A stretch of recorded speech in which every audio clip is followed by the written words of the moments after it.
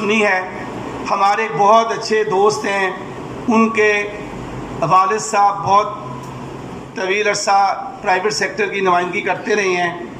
उनकी वफ़ात के बाद उसके बेटे की सरपरस्ती मलिक खालिद साहब ने की है और वो इन्हीं को पड़ गया है। ये इनका कसूर नहीं है, वह सूझता है।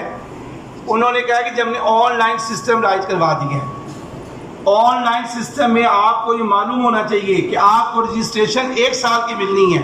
जब ने अपने तवील जद्दोजहद के बाद इसको 10 साल और 5 साल करवाया था, तो क्या इनकी ये जद्दोजहद है कि 10 साल से 1 साल पे लेगी? इनसे सवाल किया जाना चाहिए। इन्होंने कहा कि जी हमने मिर्ज़ा काशिफ शाह नूर मलिक खालिद जो हैं ये तहरीक चला रहे हैं, इसलिए हुकूमत वो इनकी हमारी उनके साथ बन नहीं रही।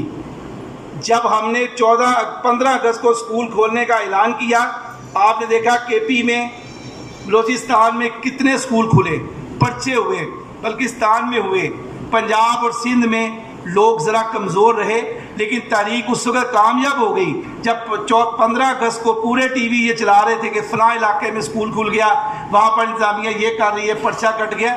हमने अपना हक अदा कर दिया। अगले दिन हुकूमत ने 12 स्कूल ओनर को बुलाकर जो आपको तोहफा दिया वो ये दिया कि 5वीं से नीचे स्कूल नहीं खुलेंगे।